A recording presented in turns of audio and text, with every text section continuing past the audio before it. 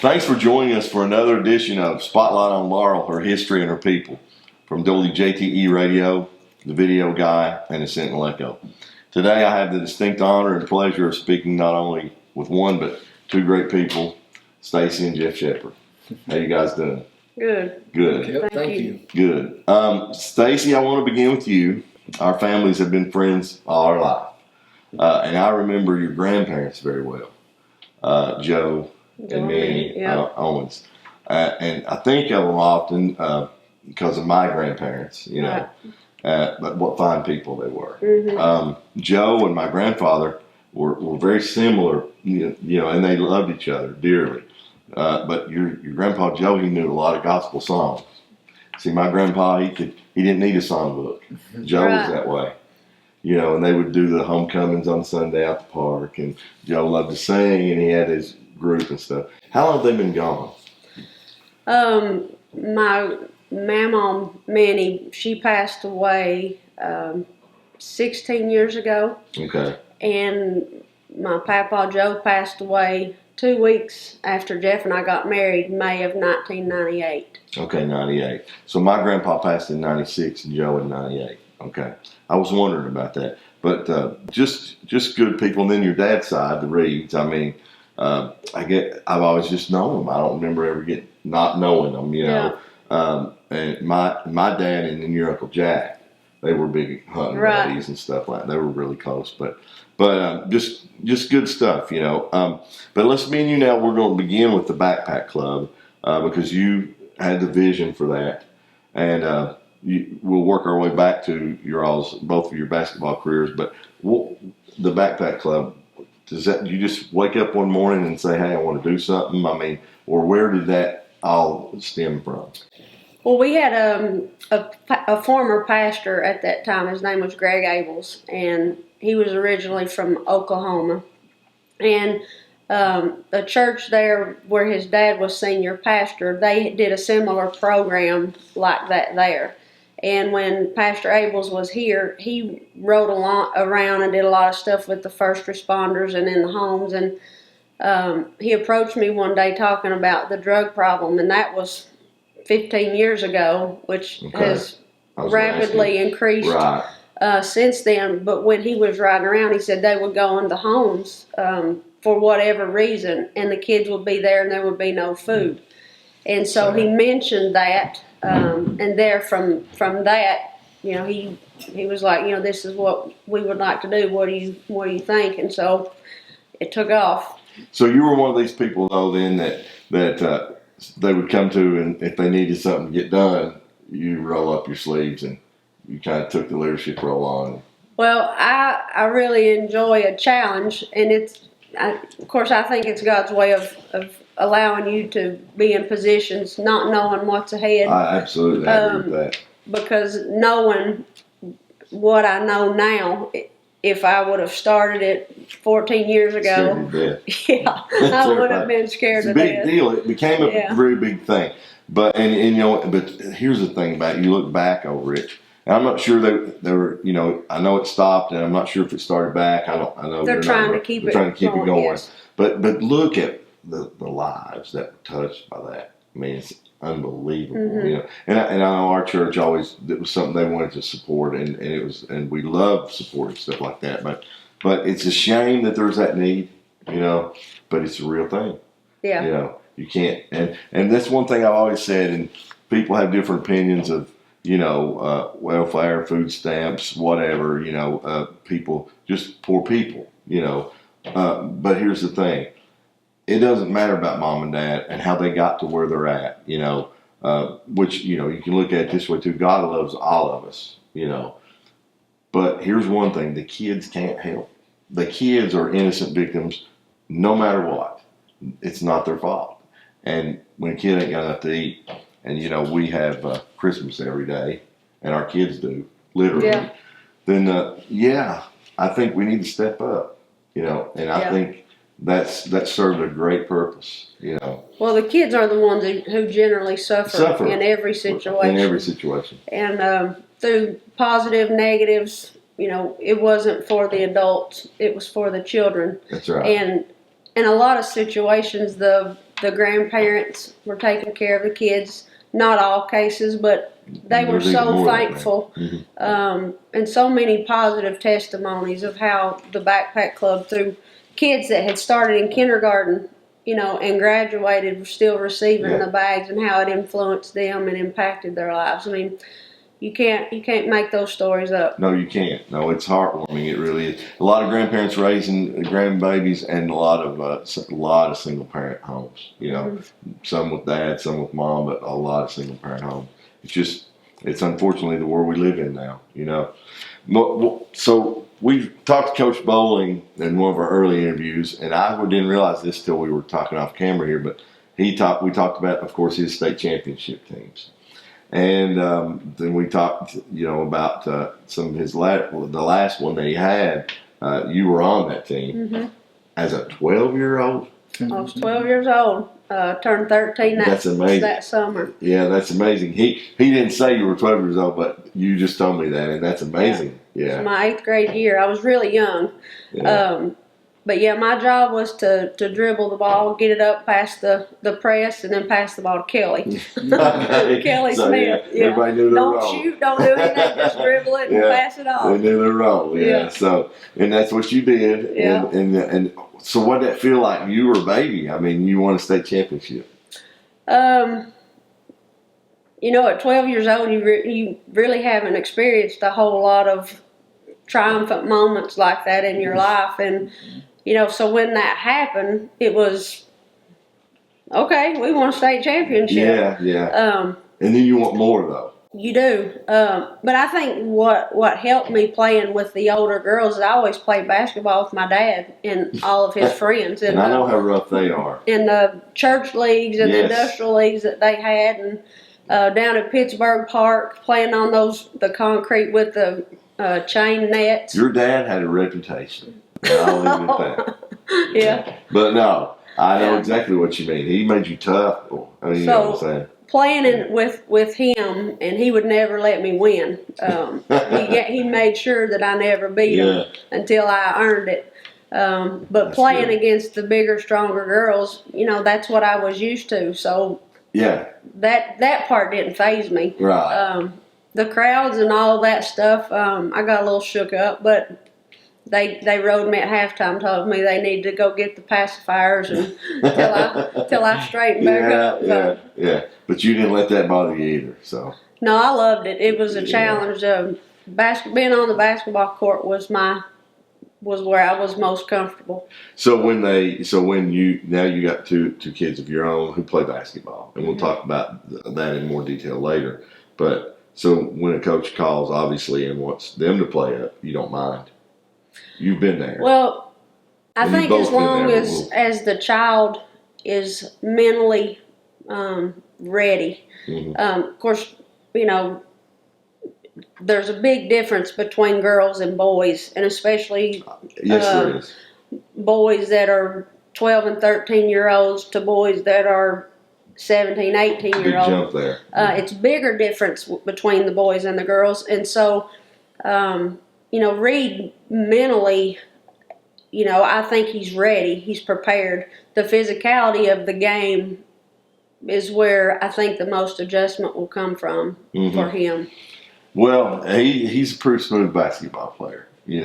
From a non-objective standpoint, I'm sitting there watching him as a fan. I think he's going to be all right. So time will tell on that. But now let's talk about your time at UK. That's where you met this guy. And I remember you bring Jeff around over here, and that was pretty cool because we knew who you were, man. But just a very friendly guy, and we made fast friends. Back all the way back then, stuff. And you said that was 1998. Did you say? We got married. In 98. So tell us about your time at UK, and then how did you guys end up together? Because it's like.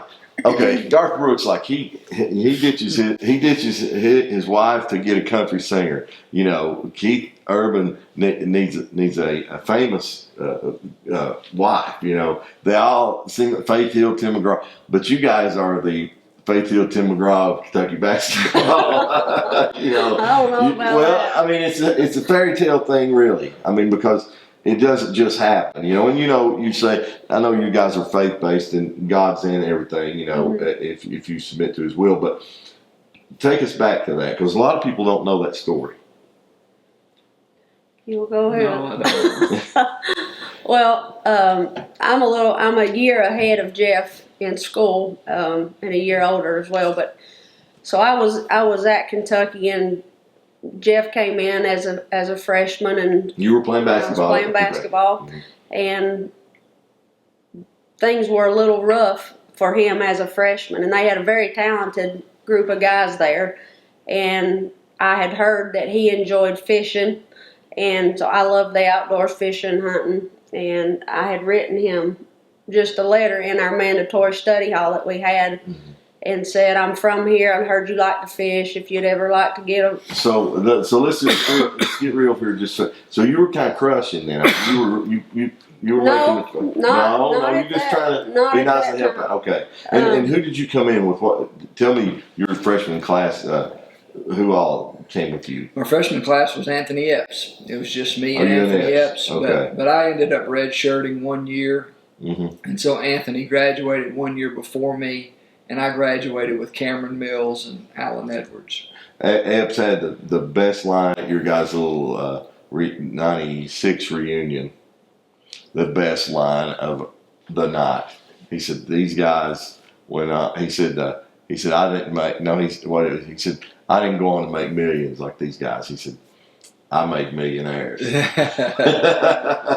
Right. So I thought that was a classic line from him, and I don't know him. You know him, but anyway, let's get back to your all's story. So so you reach out to him. You're helping him out. You're going to take him fishing. He's a country boy from Georgia. But when he read the letter, he wadded it up and threw it in the garbage. So, Dude.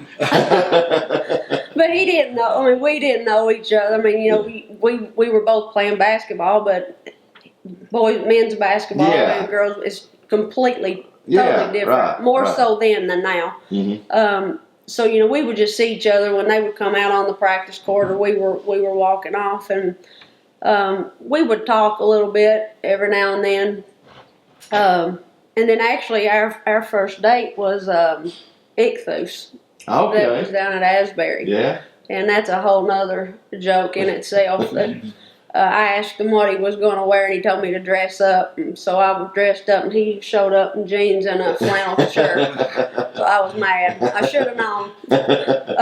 That's out in the field. But, I don't know. We can dress up. So yeah. So anyway, I changed clothes.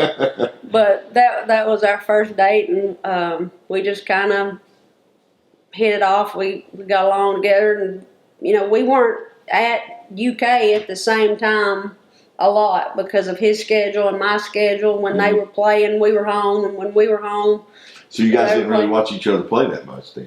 there wasn't much of an opportunity. Well, for us Really? anyway, to Well, you get to guys go were to busy. Rub, Yeah, you know, right, it was right. a whole nother story. Right. Yeah. So well, that's a sweet story though, and the rest is history. You know. So Jeff, you're from Georgia. I didn't throw the paper away. She's making up stories. I don't care. Okay. I don't know if that was true or not. I can't completely remember all Okay. It's the one of those details. things. A little bit foggy. It's a little foggy for me, but That's true. I think she may have. Well, the Lord smiled on you anyway, bro. You know, He had mercy on you, whether you did or not. You know. So you're from Georgia. We're around what area? Atlanta. I was born in the Atlanta area, but the first 10 years of my life, I was down on the Georgia coast, south of Savannah, in a little bitty shrimping community called Really? Darien, Georgia. Didn't know that. Okay. Yeah. My dad was a game warden, so he was Oh, yeah. responsible for the shrimping industry down on the Georgia coast. Wow. And Mom was an English teacher down there, and then Dad Beautiful. got transferred up to Athens, Georgia. We lived in Athens for 2 years. Okay. Then we ended up landing in the south part of Atlanta, Peachtree City. Peachtree City, which That's is where what I they went like. That's where they said you were from. That's correct. Yeah. That's where I went to high school, Okay. junior high and high school in Peachtree City.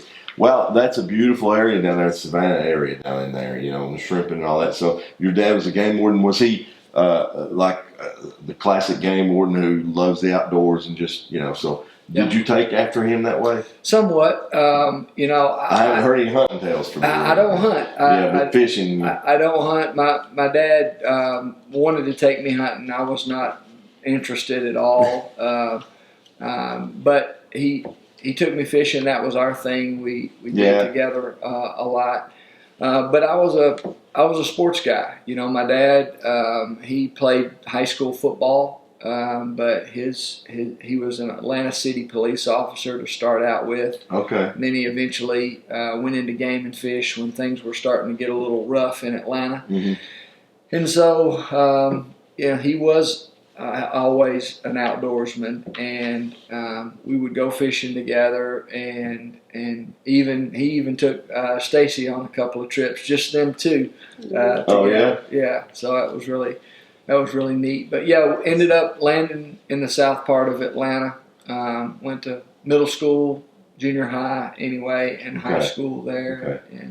And your love of sports now, basketball obviously, but did you play anything else? Yeah, I played the three sports that they offered in South Georgia was baseball and football and basketball. That's all that they and offered. I know Stacey, and if they would have offered her baseball and football, she probably would have played them too.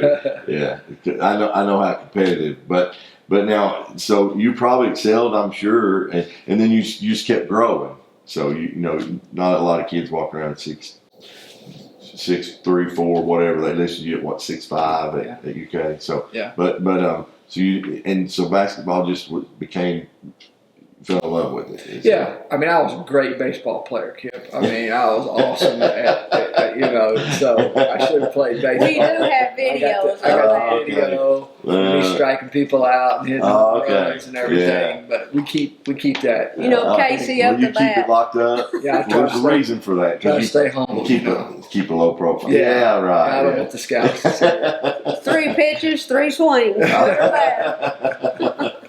No, when I got to middle school, I stopped playing everything else and just started playing basketball. And I wanted to play basketball at the college level and at the professional level. When I was in the 6th grade, I wrote a paper, and I said in that paper I wanted to trade places with Larry Bird. I wanted to play for the Celtics, but first I wanted to play at the University of Kentucky.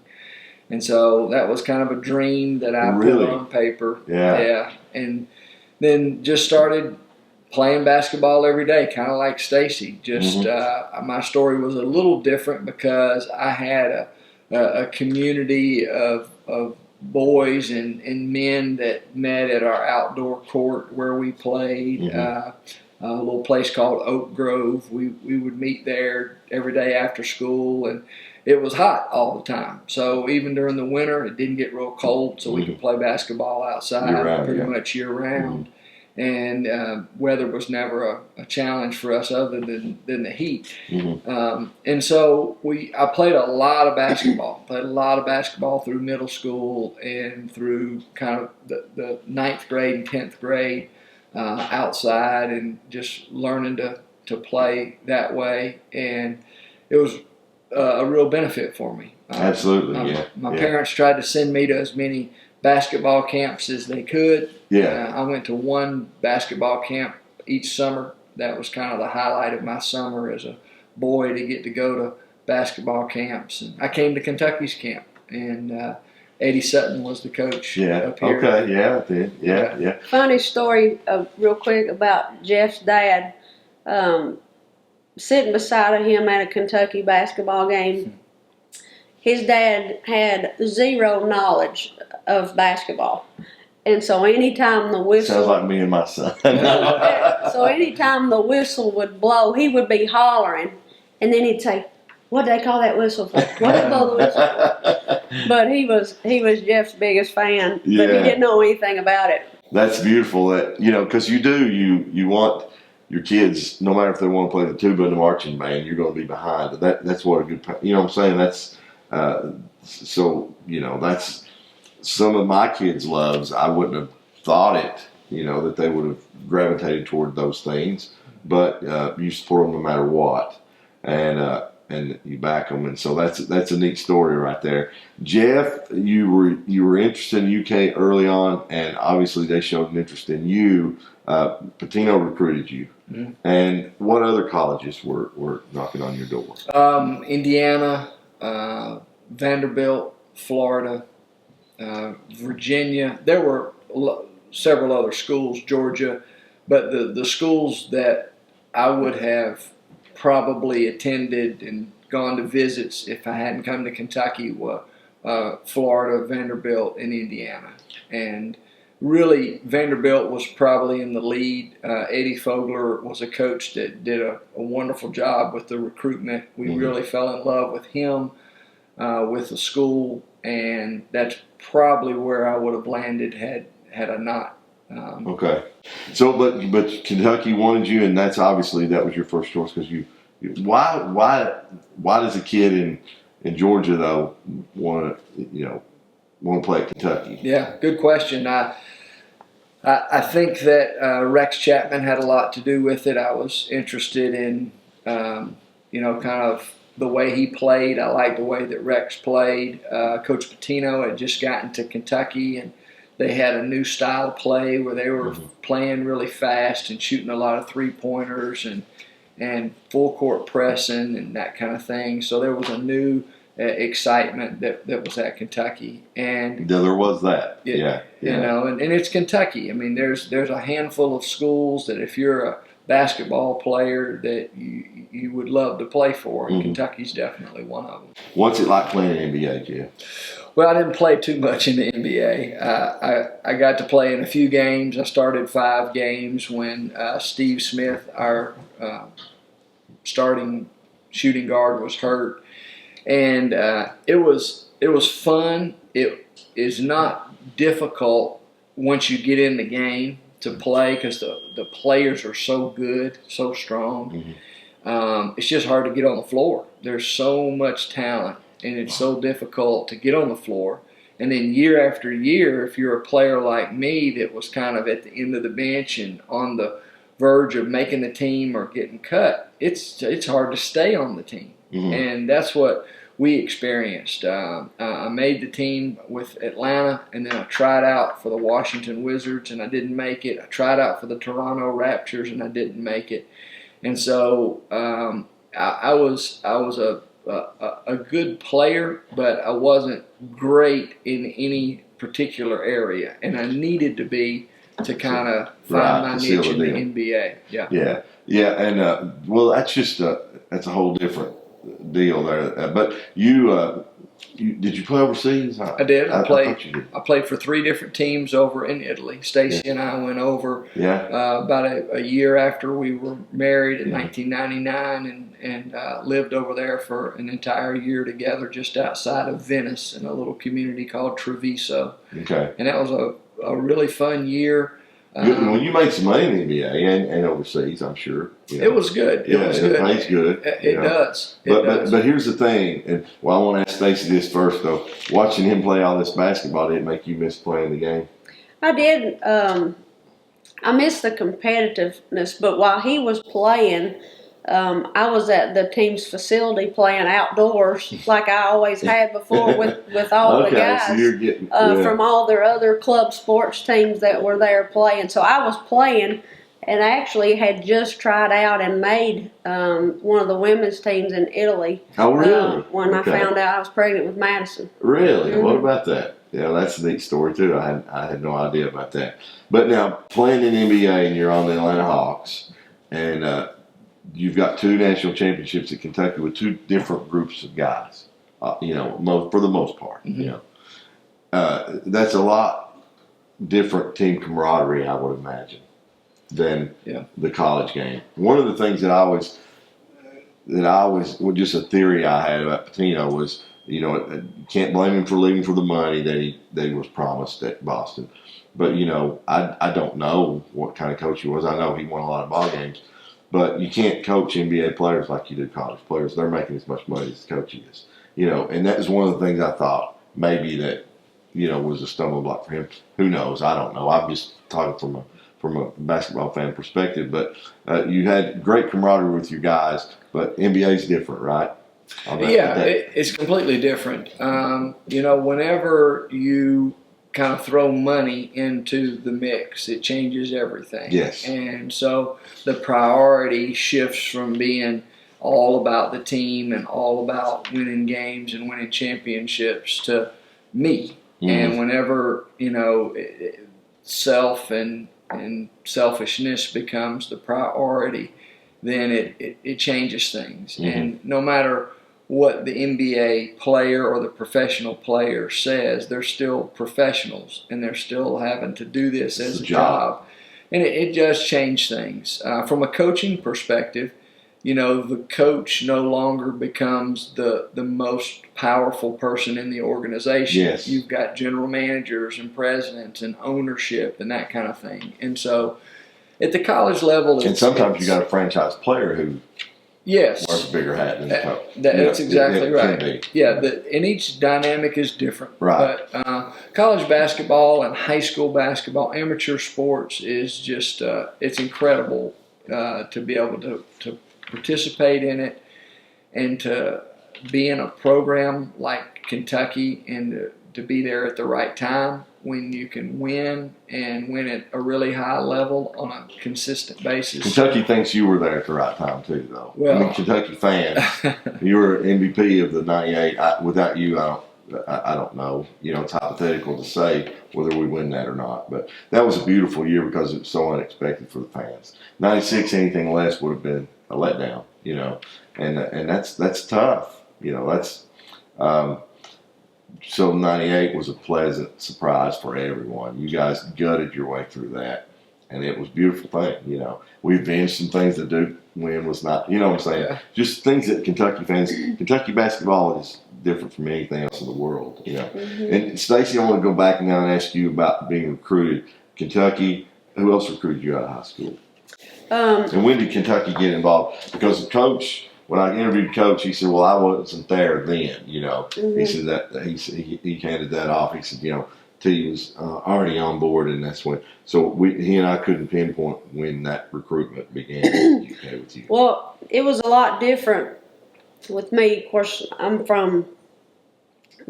lived in East Burns at the time, which was really small. Well, you guys lived down the road from Sonny, so yeah. You had to smell the hog farm of Sonny's all the time down there. But you guys had horses, and of course, great neighbors of, Sonny and Mike were great neighbors to each other. Yeah. Yeah. But I lived to play basketball. Mm-hmm.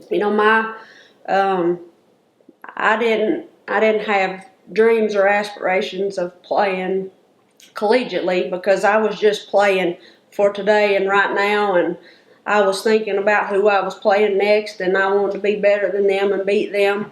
And so the recruiting didn't start for me until it was the summer of my junior year in high school. I went to a Blue Star camp in Charlotte, North Carolina, at the University of North Carolina, and had the camp of my life. And from then, I started getting all kind of recruiting letters, and I was like, I'm going to college to play basketball, Yeah. But Kentucky didn't actually start recruiting me until after we won the state tournament in '91, my senior year. Okay. But I was looking at Wake Forest and Western Kentucky. Okay. Yeah. I really liked Wake Forest, the coach there, but. So a young lady, though, that bleeds blue, then when Kentucky gets involved, that changes the game. Well, actually, the funny story, like how Jeff ended up at Kentucky, I was dead set on going to Western. And I went to Kentucky, had my official visit, didn't really enjoy it, didn't have that good of a time. Went to Western, loved Western, played one state championship in Western. And loved the coaching staff, but I just wasn't at peace and comfortable with that decision.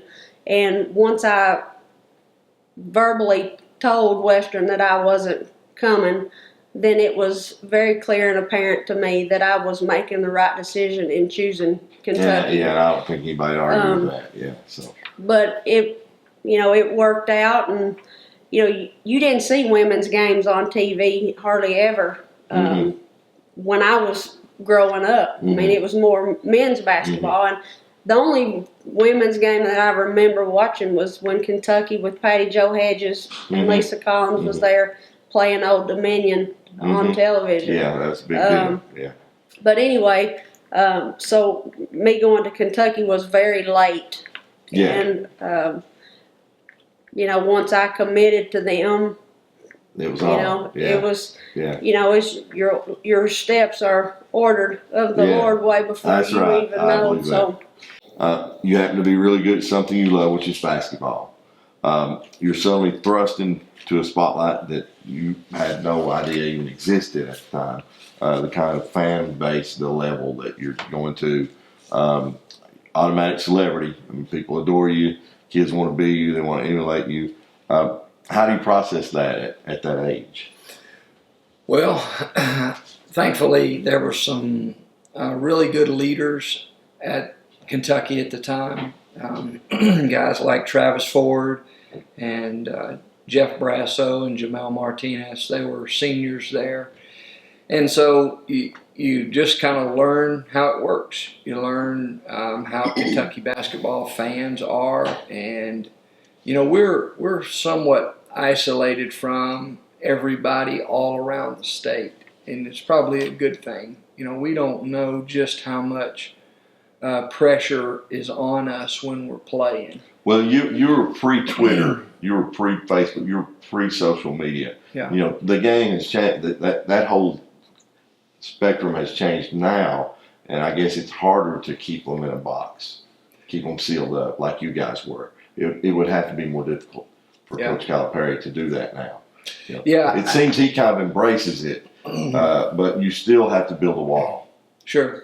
And it's hard for me to speak to that because I understand that. I don't play in that. But they can get people get negative, and you don't want that. You don't want your player. You know what I'm saying? Sure. So, but at your core, and like I said, we've known each other a long time. I've known her all my life, and known you for several years now. But I want to commend you because you've remained grounded. A lot others, for various reasons, people find it difficult just not to stay grounded. I think sometimes, when folks are put up on a pedestal, because whether it's acting, music, or sports, they got some kind of inhuman superpower or whatever.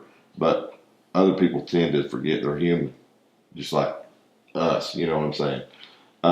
But this is for both of you guys. You have children now. Both of them happen to be very fine basketball players. Was that something you nurtured early on, or just let them? How does that work? well, Do they love it because you love it, or Well, Jeff and I talked about it, right. That's me. Okay, I was like, we talked about it early on with Madison, because I knew and Jeff knew just from playing at the University of Kentucky and how everybody views you as a Kentucky basketball player, and everybody thinks they know you, and really they don't know anything about you, but they want to talk to you, they want to interact with you. Yeah. And so we talked very early on that if our children wanted to play basketball, that was fine. If they didn't want to play basketball, that was fine too. That's what I was getting at, Because, being in the 8th grade and playing, and my sister was a senior on the high school basketball team, and she didn't get to play, and I started. And so I heard all kind of murmuring and chattering, and so, people are going to make comments, and you can't shield your kids from those comments. And so I knew, and Jeff knew, of the outside pressure that people were always going to say, "Are you as good as your mom? Are you going to be as good as your dad?" And so that's really unfair to the child. But people want to know because they feel like they know you. She plays a lot like you. I mean, she but she's a Lindsey Wilson basketball player. No, Lord, she'd smack you down. No, Campbellsville. I'm sorry. Campbellsville. Boy, I had it. Yeah, so sorry about that. No. Sorry, Madison. She still loves me. Yeah, she does. She her and Jazz are buddies, so she forgives me. Yeah. But I love watching her play. She's just so gritty. Just so gritty. But I've noticed now at games, and I want to say this about you two, neither of you are very silent because you're behind me most of the time. Now you sit down there and keep the book, but you guys were so. But Stacey has the edge when it comes to being the more vocal one. Yeah, I think for sure. I'm pretty calm. She's really calm. Now I've heard you before, but you are calm compared to her. Make it. Yeah, but You just haven't heard him in the right scenario. Well, that's what I was going to say. When the kids get home, do they get dad coaching then? Where's Reed at? He's over there. What you did right, what you did wrong. You need to do this, you need to do that. I mean, there's no way you can not do that, right? Well, we both coach them.